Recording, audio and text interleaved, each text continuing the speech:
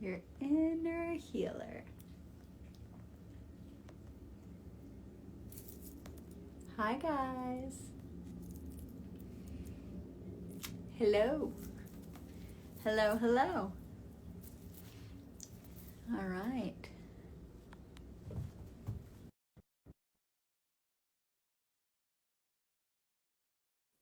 Hi, everybody. Welcome, welcome. You're in for a real treat. Hi, Danielle. Hi, Julio. How are you? I'm great. How are you doing? Great. I'm really excited for our author talk tonight. So am I. I've been looking forward to this for quite a while. Oh, good. I'm so glad. Everybody's Mm, just joining right now. So we'll do a quick intro. Wow, there's a lot of folks who are joining right now. I love it. Perfect. So, for the sake of introductions, I'm Danielle. I am one of the co-owners of Amityville Apothecary. Dina is, not here, but she sends her regards to you. And we have Julio. I don't want to butcher the spelling, the pronunciation of your last name. How do I say it? Consiglio. And the first name is Julio, but 99% of people get it wrong. Julio. I apologize. So, Don't Julio worry. Consiglio. Did Perfect. I get it right? You got it right on. Yeah. Awesome. Author of Your Inner Healer, Using Chakras and Energy Medicine to Achieve Wholeness. So I'm really very much looking forward to talking with you. I have a bunch of questions and we'll just keep it as an open dialogue. But before we get into the book, you want to just tell our viewers a little bit about yourself? A- Absolutely. So I actually got my beginnings as a dental hygienist and educator in the mid 90s. And by the time I was 19, I started looking for answers. I used to experience some pretty intense anxiety and the depression that comes with it. And I tried the conventional route and I really didn't find any answers.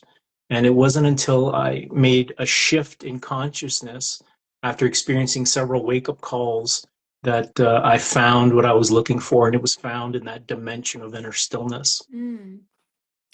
I can relate a lot. I think we actually have a lot in common. As I was reading a lot of this, I relate to a bunch of aspects that you talk about, which we can get into. But I too also used to suffer from severe anxiety, bouts of severe anxiety, and paired with depression, and which led to eventual adrenal fatigue in my career as well. And energy healing helped save my health and relieve a lot of those symptoms. So I think it's very interesting because as I was reading this, I found myself doing this a lot and It's understanding. true. It's true. Yes. Do you want to share a little bit about what made you shift and like a little bit about your story? Absolutely. So I had a brother, an older brother, my one and only brother, pass away with cancer, and I was 24 at the time. So I'm that sorry. really struck. Thank you. And that really, you know, hit a deep, deep chord in me. I wanted answers. He never smoked, he never drank. So, dealing with the anxiety and the depression that came with it, I pushed along and trudged along. I never let it stop me. I actually was educated in New York State, went to school there. And when I came back, married my actual high school Oh, sweetheart a couple of years later. Thank you. And then, within 2 years, that crumbled. So you would think that that had created, maybe enough white hot desire to shift, but the universe source wasn't done with me yet. About a year after that marriage crumbling, I was given a cancer diagnosis. wow. Now, my attention was really perked up now, and I wanted answers.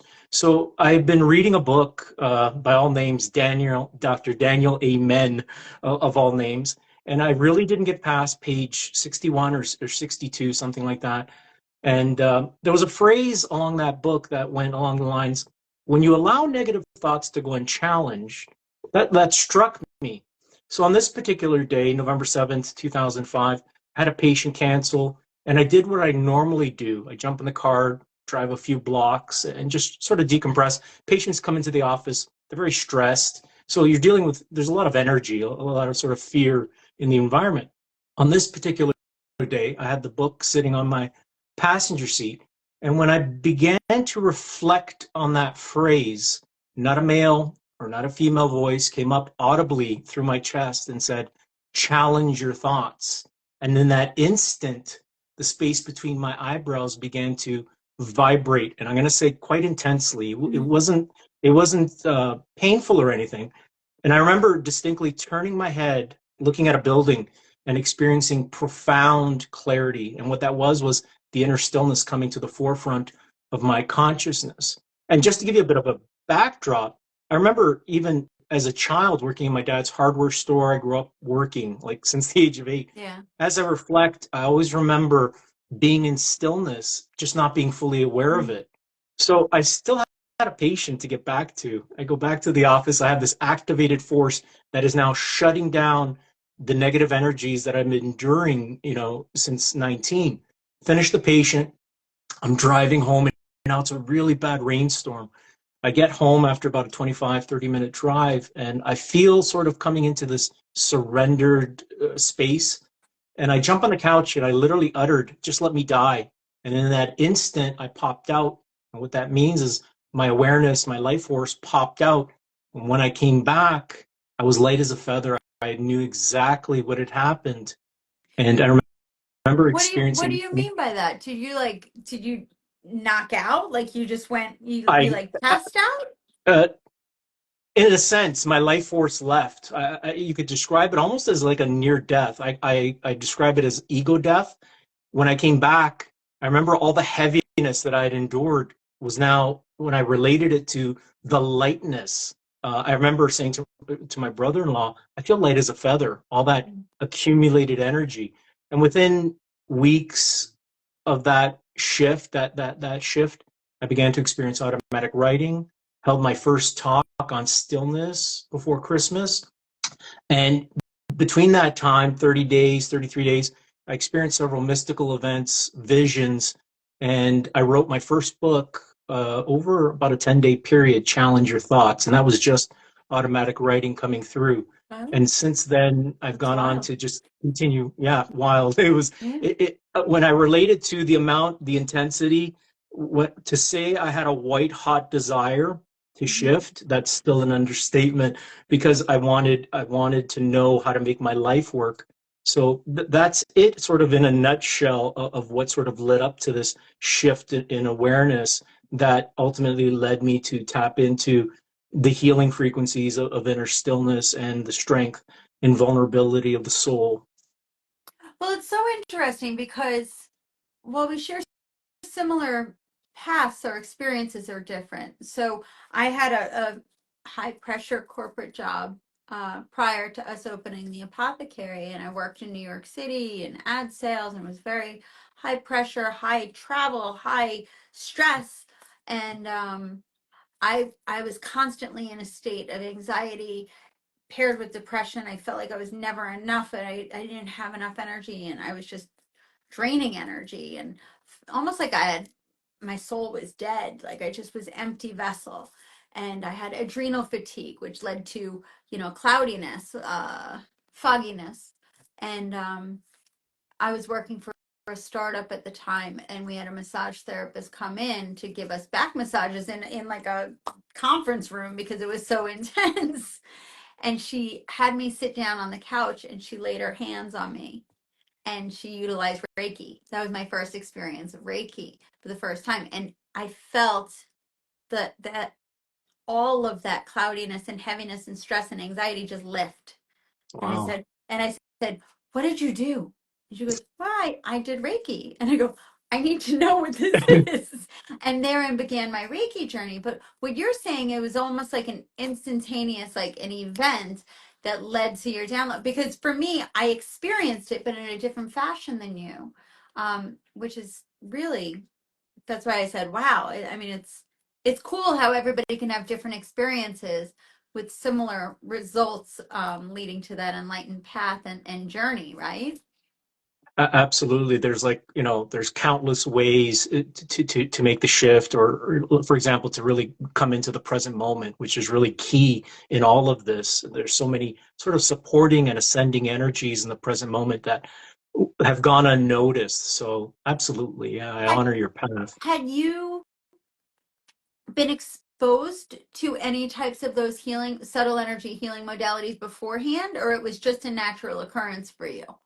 I tried a few sort of different things when I saw that the conventional route wasn't working, but Okay. nothing really worked for me. I remember my brother-in-law taking me to Toronto to see sort of an energy healer, but I remember really not finding any results with that. Hmm. Um, so, like I said, I think every path is unique, but Yeah. there's that aha moment, which I think is, a common thing where you realize there's more to what I'm experiencing, and let's look into this and see what's going on.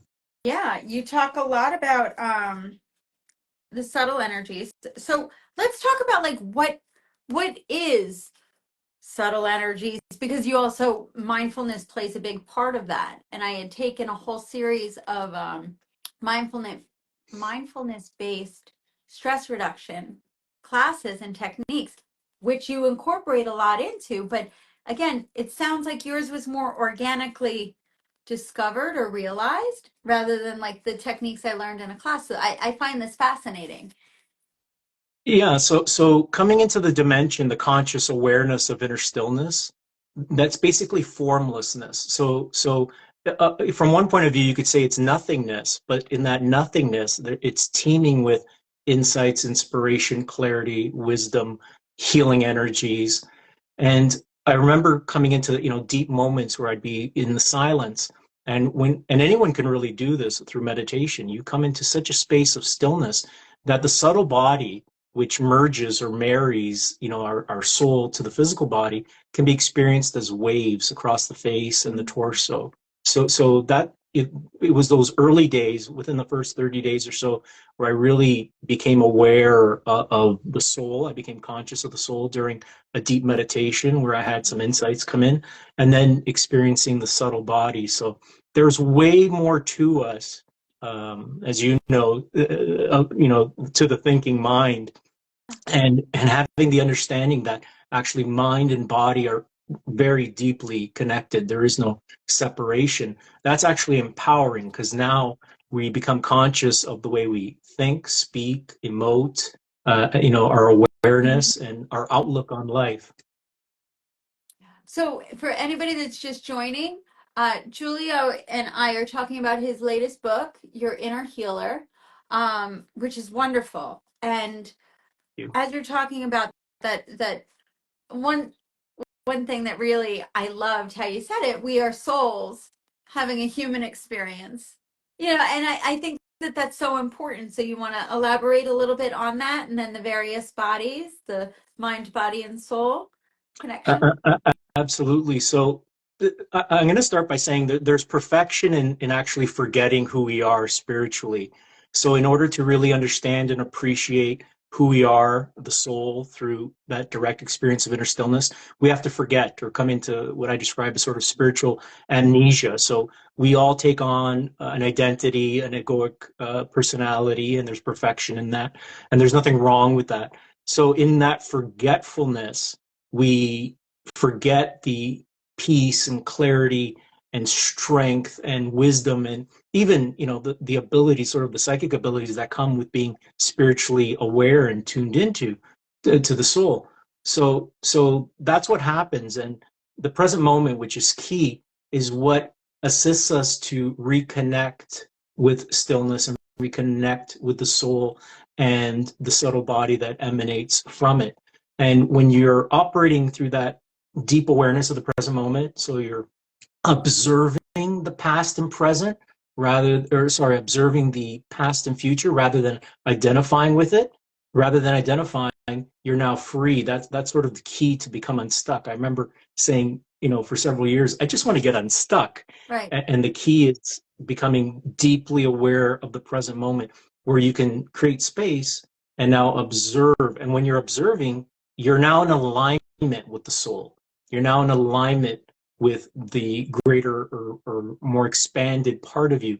And by doing that, you begin to resonate with the emanations coming from it, sort of the clarity, the joy, the happiness. And it actually, the soul is very spontaneous by nature. So a lot of these things just happen sort of spontaneously when you're deeply anchored in the present. So for somebody that's brand new and is not familiar with energy work at all, and they're just caught up in the rat race of everyday life, and there is a lot of stress and tension in today's life and world and society and fear, which you talk about in this book, what do you say to those folks as an introduction as to how to get started? I mean, obviously, I think reading this book is a great way. You have meditations in here and exercises, but what do you advise to somebody that's like brand new to this, but wanting what you're talking about, that peace and that serenity and the healing, which we'll talk more about? I love this question. There's a few sort of key insights that can really shift us actually and have a tremendous sort of have us leap forward. One is really examine and become aware of the present moment relative to the past and future. So begin to examine that. Number two, remember or bring the awareness that circumstances really are sort of projections of our consciousness. So circumstances are actually neutral until we label them good or bad. So begin to look at one's circumstances and decide for yourself, is reacting to this, helping me, or is it keeping me stuck? So those two sort of, because what happens is we've been conditioned to operate from the outside in, and this is very important. So we look at the outer world, we see a lot of chaos, like you mentioned, or craziness or things like that. So as human beings, we're conditioned to react. So now that is repeated in our mind, and that's sort of what creates our outlook or sort of darkens it. And there's purpose in that, because when we awaken to the fact that we can actually become observers of inner thought and observers of the outer world, we now reclaim our vital energy, reclaim our sort of creative power to manifest consciously.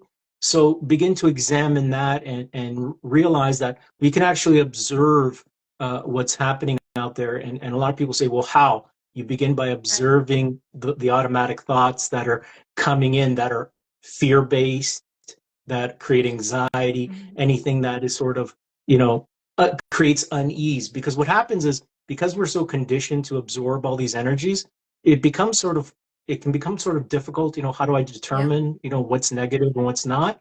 Anything essentially that is creating any uneasiness, fear, doubt, uncertainty, those are the thoughts you want to begin to question. The minute you start questioning, you create that space for answers and clarity to come in. I often say confusion comes before clarity, and it's so true. It happened in my life, and I think in probably everyone's life. So those are some of the key elements I would say to sort of start and sort of, because it opens a door to starting to ask questions. Yeah. That principle, it reminds me of the teachings of Michael Singer, The Untethered Soul. I don't know if you've ever read that, but it's we are not our thoughts. We can observe our thoughts, and it's creating that shift. And it's fascinating because I think there are spiritual truisms that continue to come up, and once you understand it, it helps, and it becomes more of like a lever in your toolbox that you can utilize as you experience and navigate through life with these things. So you said that you were diagnosed with cancer and suffering from extreme anxiety. Yeah. And then you had this awakening, if you will. And you started to experience a light feeling as well as stillness.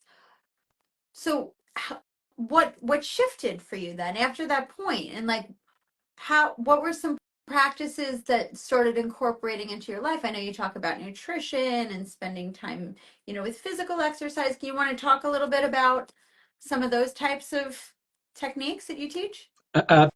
Absolutely. So I've come to realize that the mind, body, and soul, they actually sort of have requirements. So, for example, the mind requires direction, focus.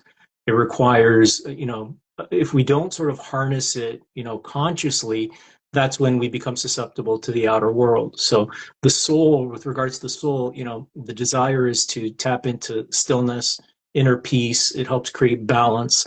And the physical body, it demands from us, it's a vessel, and it demands sort of movement, nurturing, appreciation, and listening to the subtle body and the subtle cues. For example, approaching one's diet, so having a balance in that.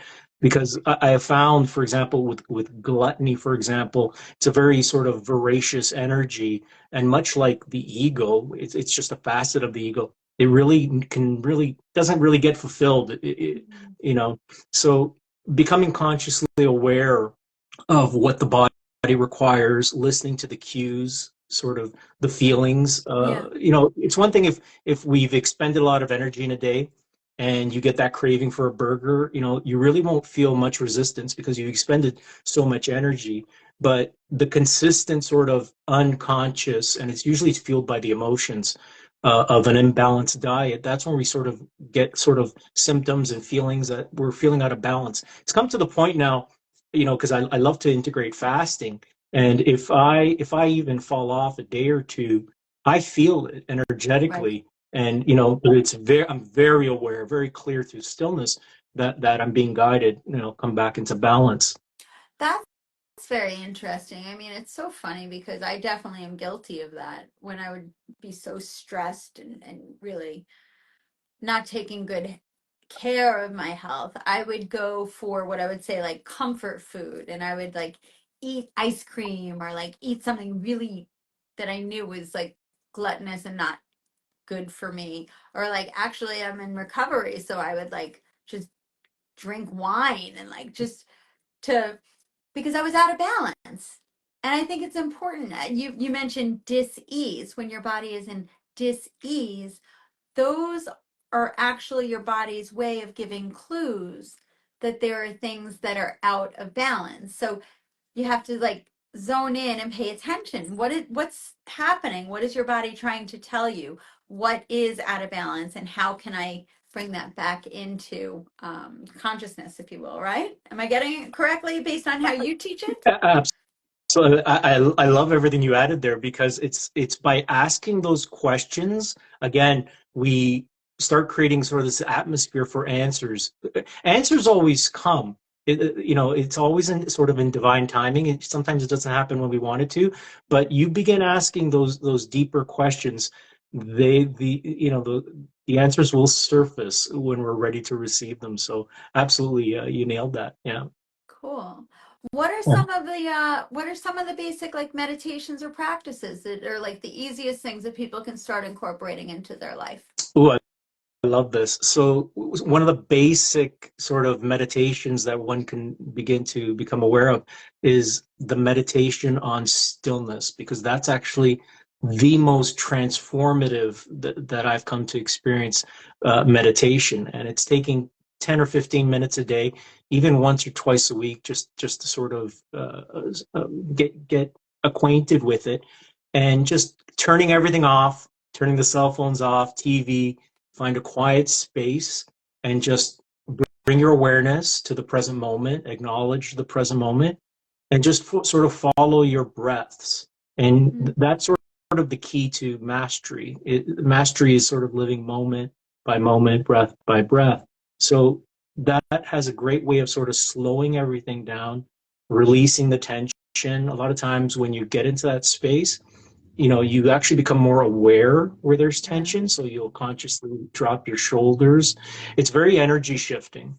So I also mention often, if you have a plant in your room, as you're doing this, focus on the stillness of the plant. So because everything that we look upon is mirrored within us, and absolutely the potential is to have an extraordinary, profound moment of stillness by becoming conscious of that stillness, or even just again, becoming aware of the nothingness around us, Mm. the space, focusing on that has an extraordinary way of reflecting the nothingness back. Suddenly you're transcendent of thought. And then you're like, I've experienced this because we do, a lot of us do, just we're not aware of it. The space between our thoughts, it's Mm. always there. It's not like we're creating Yeah. stillness, it's ever present. Well, it's so interesting. I agree very much. And people who might not be as familiar with meditation, I've found that it's easiest to maybe just start doing 5 minutes a day, every day consistently, rather than trying to do like a half an hour one time a week. Because I think the more consistent you get comfortable with that 5 minutes, you drop into the meditation faster, and then it's easier to expand it. And everyone can find 5 minutes, right? Even if it's Yeah. sitting on a park bench and like listening to the birds. And you could just put on sunglasses and just sit there and nobody knows that you're meditating, but like it your your thoughts are always going to come, but it's just putting them in timeout. You don't have to engage them right now. Like it's just how do we just sit and calm ourselves and be? Because I think in today's society, especially, we don't allow ourselves the opportunity to just be, and it's important. I love everything you've mentioned there, and it sort of blows my mind because I always say less is more, and awareness is everything. So just you could make a lot of headway actually with what you said, 5 minutes a day, but and just bringing being consistent in it. People a lot of times will get sort of frustrated with meditation. It's simply focus. Yeah. Meditation is simply focus. So just being present and aware wherever you are, and you're not trying to do anything. I think a lot of people get caught up like trying to sort Right. of, and what that does is it actually contracts us. What we want to do is just sort of let go and expand, allow the spontaneity of the moment to just sort of reveal itself, because that's where anything becomes possible. Right. I love that. Thanks. Talk about this is a great trick that I learned during that MBSR series. How do you conduct a body scan? I think that's equally important as you sit and you analyze. So, what's a body scan?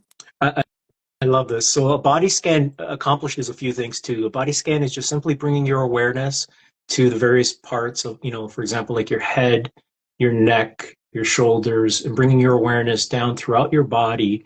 And what you're doing is sort of creating a baseline. And you want to do this obviously like sort of not when you're stressed, but more relaxed, because what that does is when you're in a relaxed state, you can sort of make a mental note. Okay, so this is what it feels like to be relaxed, because when you make that sort of connection, then anytime you're feeling throughout the day, for example, let's say, working in retail or anything like that, sometimes we experience, events or whatever, and things happen, and Yeah. there's a contraction of energy, right? I grew up in a hardware store. I worked in hardware forever. So it's be recognizing, for example, like even just changing one's position, Mm. dropping your shoulders, remembering to breathe. So the body scan has a great Unclench my way, jaw. absolutely, and I used to, checking patients' mouths all the time. You hear all this clicking and grinding. I'm like, you need to sort of relax. So, um, all of that is just accumulated energy, and it shows up as tension and things like that.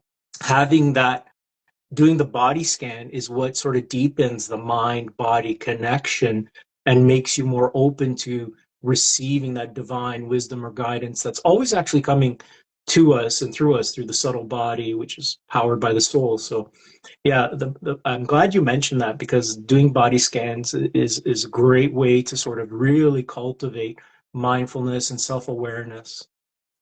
Yeah. In another way, because our body just gets conditioned, right? It's fight or flight. Sometimes we're not even aware. So that brought my awareness to a lot of things. And as it related to the anxiety I was being afflicted by, it also, by bringing myself into the present, it helped me realize, okay, I'm sitting here in my living room. I'm not in imminent danger. I'm safe. My cats are running around. Like I do have a little tension in my Yeah. jaw, maybe I was clenching my jaw today. I can relax my shoulders, but like I'm I'm here, I'm present, and it allowed me to ground myself again instead of feeling like because I found like too much anxiety was being caused by worrying about eventualities that Mhm. most likely aren't going to occur. Yeah.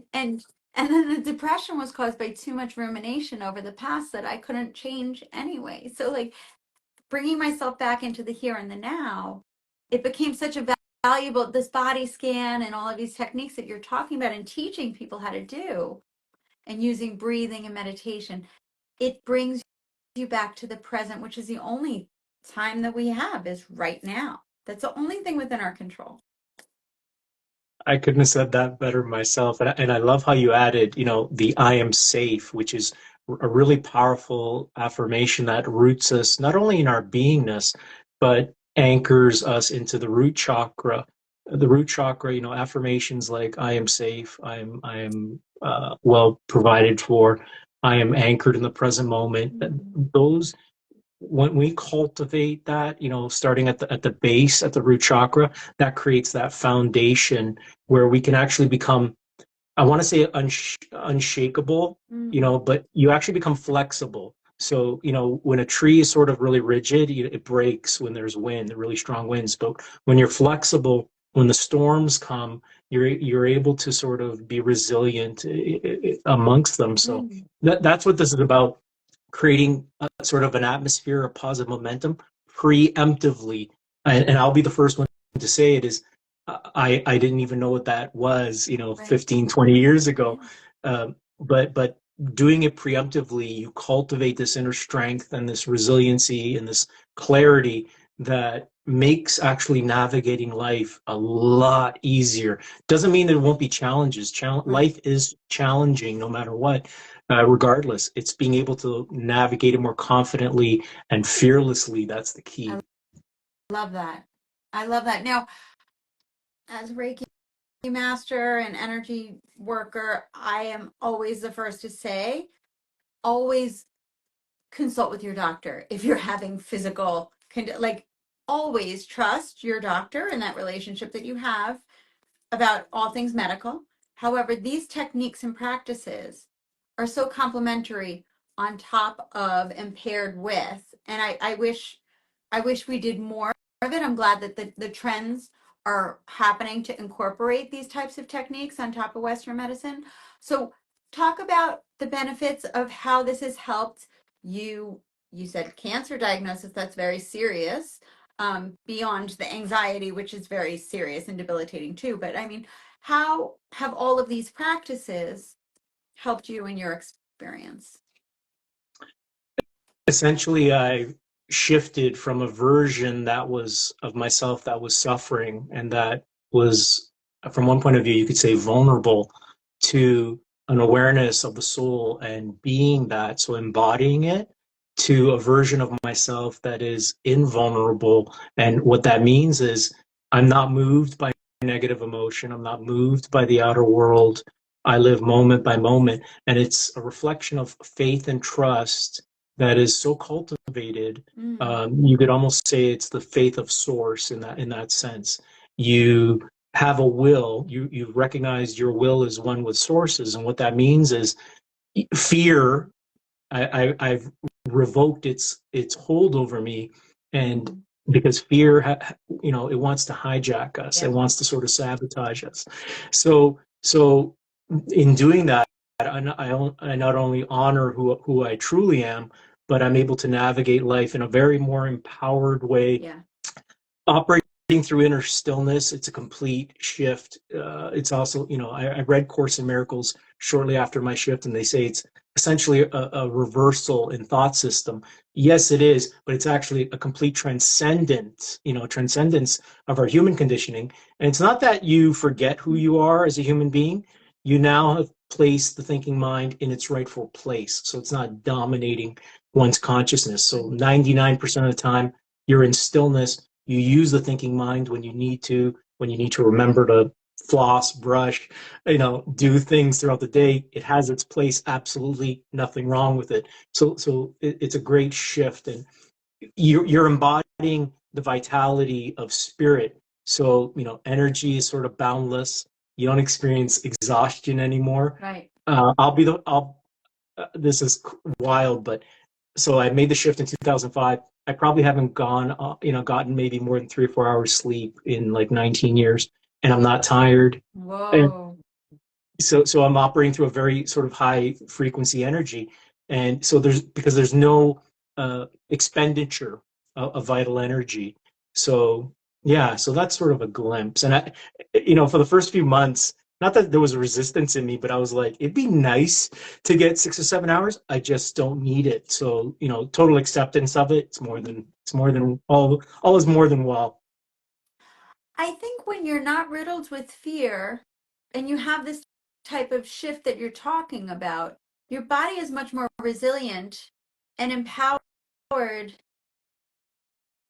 to fight against any type of dis-ease or imbalance, and that you're vibrating higher. And I think it burns through a lot of the blockages that can stagnate within our energetic body, our spiritual body, our emotional bodies. Because from what I've learned, when we repress things, it can cause the blockages and stagnation. And, the only way it could be released is by raising that vibration, or like moving the energy. Energy can neither be created nor destroyed, only transmuted, right?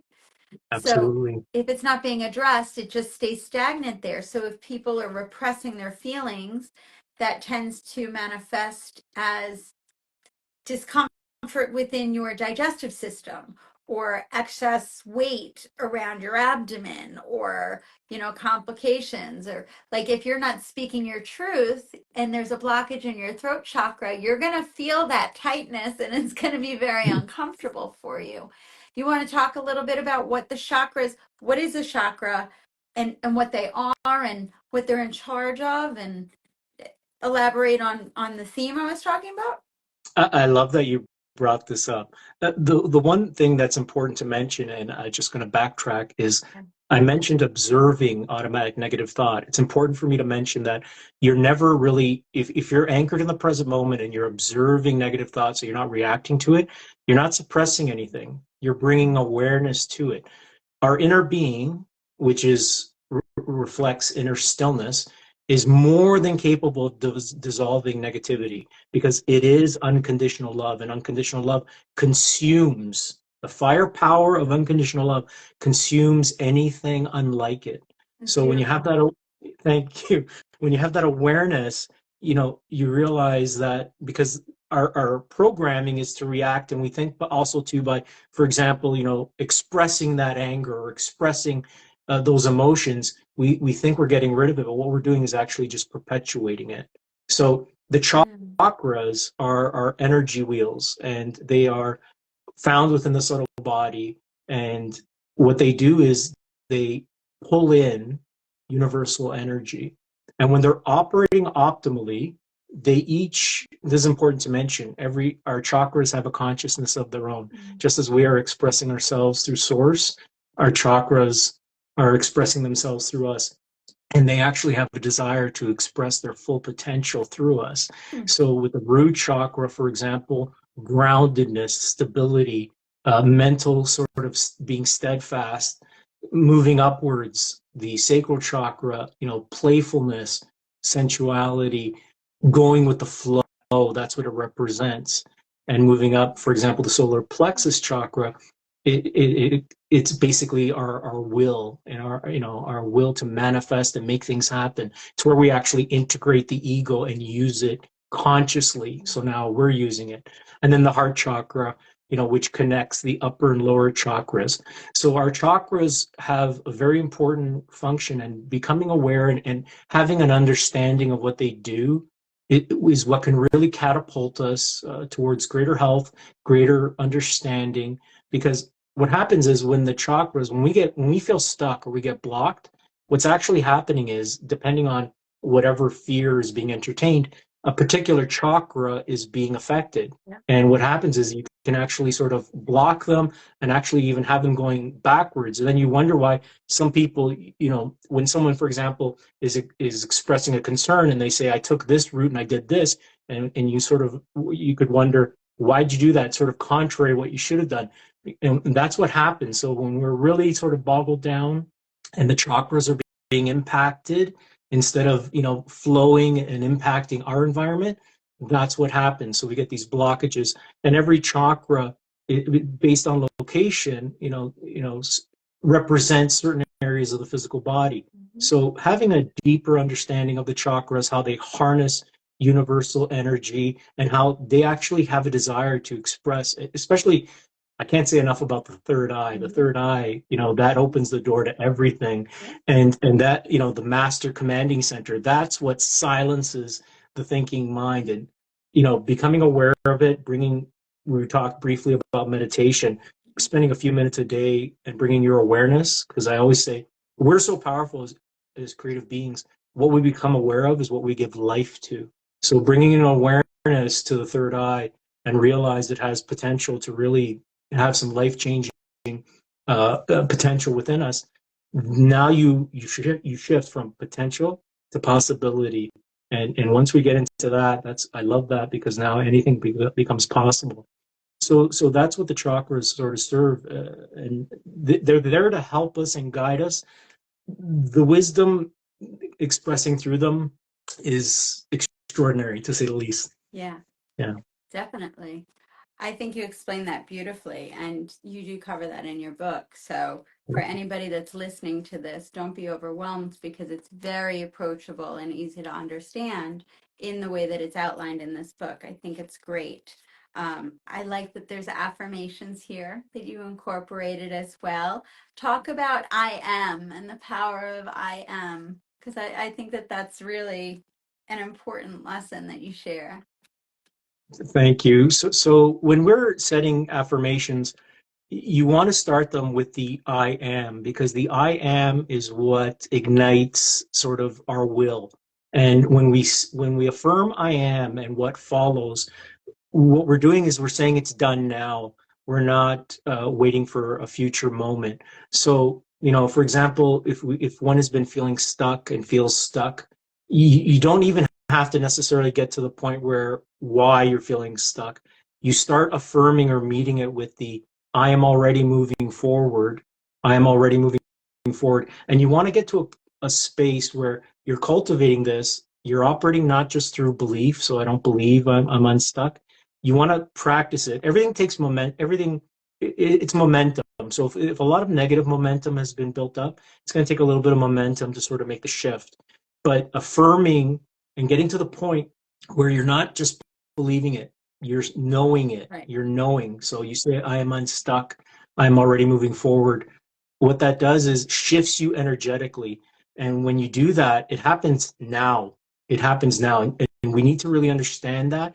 What we affirm within ourselves with a knowingness that it's done now energetically. As we let go of how and when, that's key.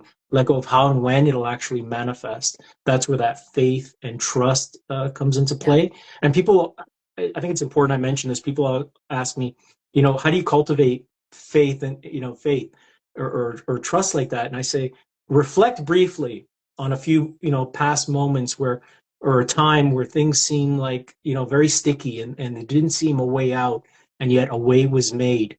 That will sort of remind you to cultivate the faith and trust, because I'll be the first one to say I didn't really fully understand what it was until I actually awoke. So yeah. The affirmations are very key because they recenter us, they rebalance us. Negativity, in experiencing negative thoughts, they need to be met with a positive thought, because that's how we neutralize it. Awakening, I say this often, is not just a one-time event. Right. There is that initial, but then it's a moment by moment a process of reawakening, and that's what reminds us when we affirm, we come back and we sort of align with the third eye. It's very powerful when we use these intentions and have the awareness that we're aligning with the third eye, because that the implications of that, the potential of what can happen, it is quite profound. I think that's a great point. I think, the awakening is a level up, but as Rumi says, don't go back to sleep. You have to put it into practice, and it requires practice and repeat, um, relearning or conditioning, and it'll come in waves. But all the while, the more you practice, it becomes integrated as part of your normal procedure. So at first, it might not feel comfortable, but as you said, you have a lifetime of unlearning or undoing those conditions that we were practicing before we were aware. So it won't feel as comfortable at first, but the more that we do these things and incorporate these practices and incorporate meditation and body scans and affirmations, it will become more comfortable as we do it. And little by little, it just becomes natural practice. I think it, It does. I think this is such a valuable book. It really, well done. Thank you. Well Appreciate it. done.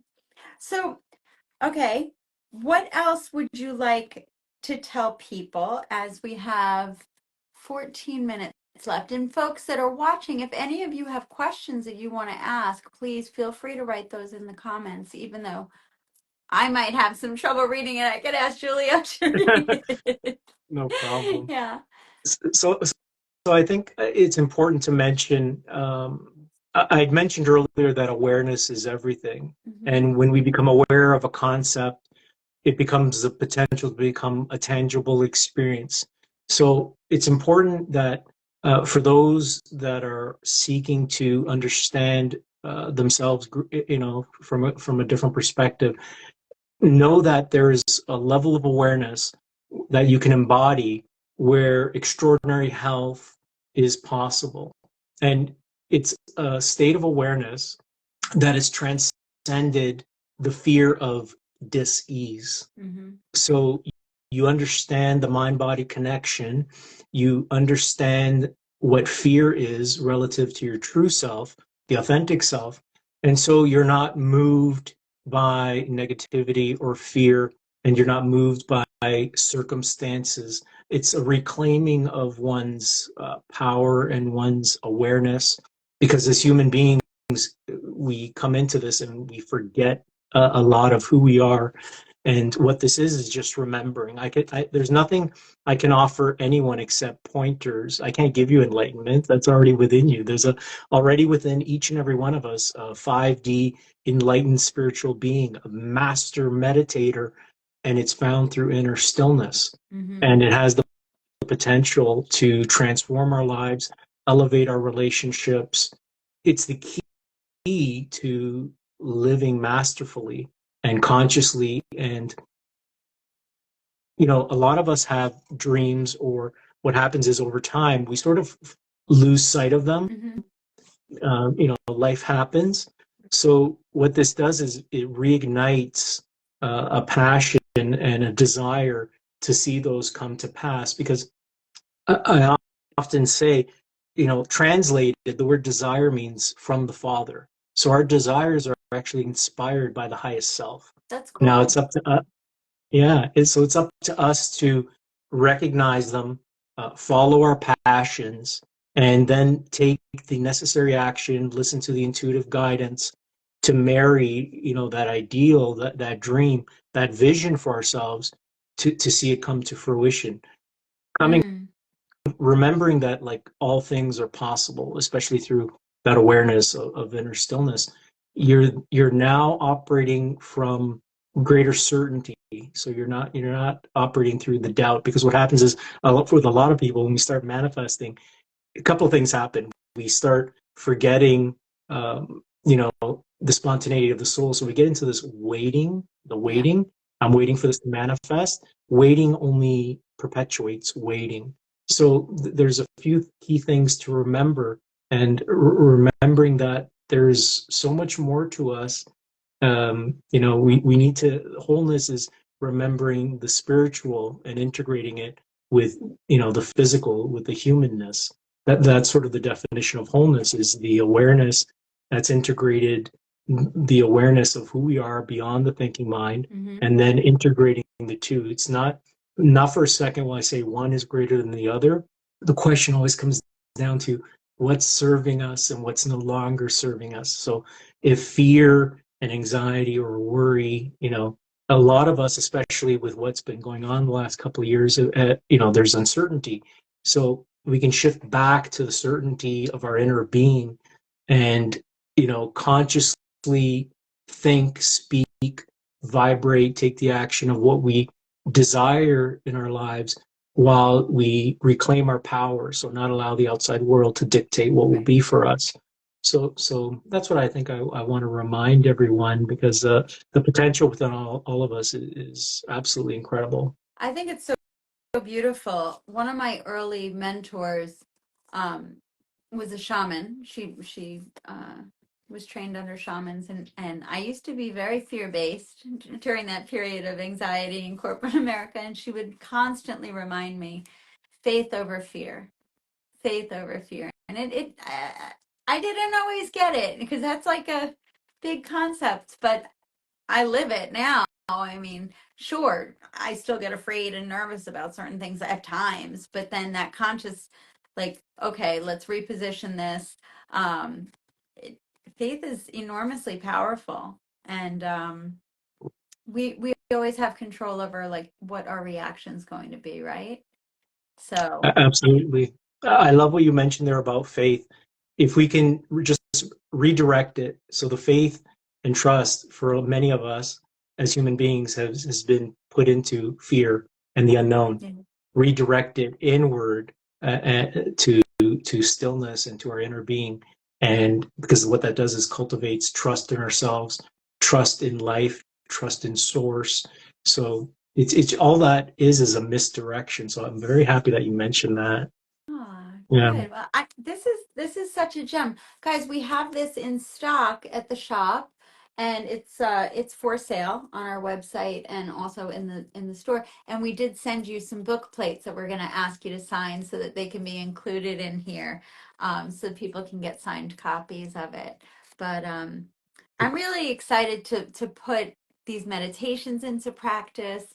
Um, with some people, because you did a great job of outlining them, I've heard it suggested you can record your voice, like the guided wholeness meditation. So, what you could even do in private if you want as you get started is record your own voice reading what you wrote and then just sit quietly and play it. And then you're guiding yourself and you can like start learning how to do these exercises without having to be like this. Like it's they're all very easy to understand and to follow. And I think that that's so important because I think people would suffer a little bit like less from fear and anxiety about everything if these practices were more widely taught in schools and more widely widely incorporated into society at large. I think there would be certain tools to combat the societal pressures that we all face, right?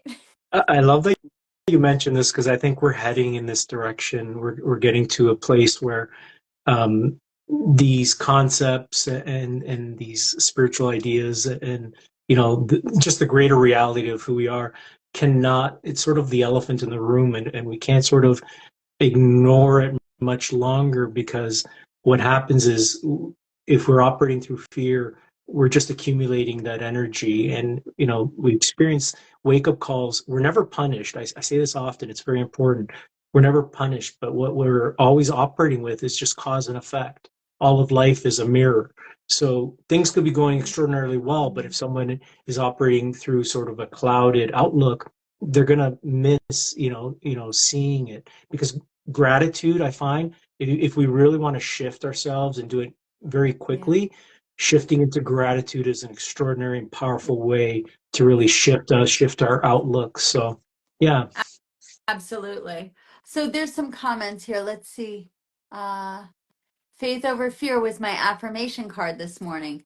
Perfect, Jenna. That Very is good. so cool. I didn't know that. That's so cool. I love those universal validations, right? Yeah, There's a lot of really supportive, positive feedback and comments to everything that you're sharing and teaching, Julio. love it. So, Love it. yeah, yeah. So, um, any closing wisdom before we wrap up the conversation? Sure. I'd just like to remind everyone to remember the present moment and examine the present moment if you haven't before, because there is a lot of support, a lot of transformative energies in the present moment. And it's the key to, I don't like to get caught up in the word enlightenment, Hmm. really, because Right. there's an enlightened being within all of us. So what we're talking about really is just levels of awareness. So it has the potential to really transform our lives, raise our vibrational frequency, and it's the key to sort of getting unstuck. Not sort of, it is the key to getting unstuck, and also aligning with that part of us, the soul, that emanates and embodies extraordinary health, vitality, Yeah. youthfulness, and many other spiritual attributes. So that's my I reminder. love that. I think that's beautiful. I've really enjoyed talking with you. You have Thank an open you. invitation anytime you want to come visit us at the shop. We're in Amityville, Long Island, so come and see us. I know you went to school in New York. Where'd you go? Yeah.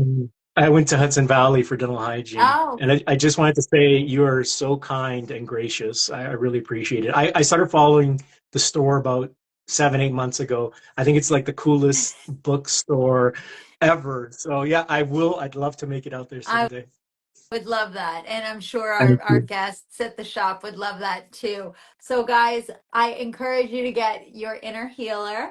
We have it for sale, and we will have the signed book plates for inclusion. Everybody is so complimentary, and it's been a real pleasure, Julio. Thank you so much, Danielle. It's been an honor, and I really appreciate it. Thank you so much. Stay in touch, okay?